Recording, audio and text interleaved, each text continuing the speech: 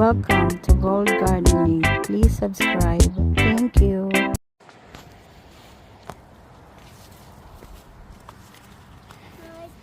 Dito ako sa garden nag-pruning ng mga beans. Kay tingnan nyo, may bunga na. May mga bunga na. Pruning tayo ng beans para mas lalong magbigay ng madaming bunga. Diba? Ganun lang yun. Pruning is a must. Ayan o, madaming bunga. Pruning natin sila. Grabe din, apakainit din.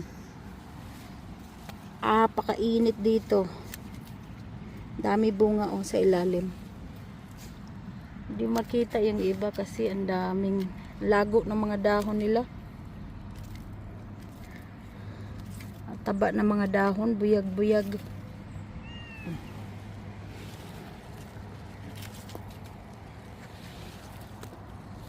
Ang tataba nila, buyag. Thank you po. Green beans. Bigyan niyo po ako ng madaming bunga. More bunga po ng mga green beans.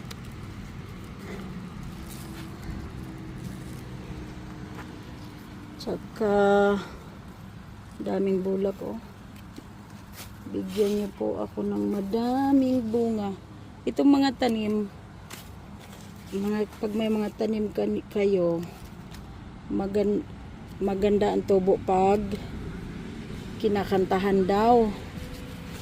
Kinakantahan or ang tawag nito? Kinakausap. Yun daw mga sabi nila sa mga matatanda. Pero wala namang mawawala kung gagawin nyo. Diba? Nasa inyo lang yan. Tapos, hindi pa tapos this side. May konti pang natira.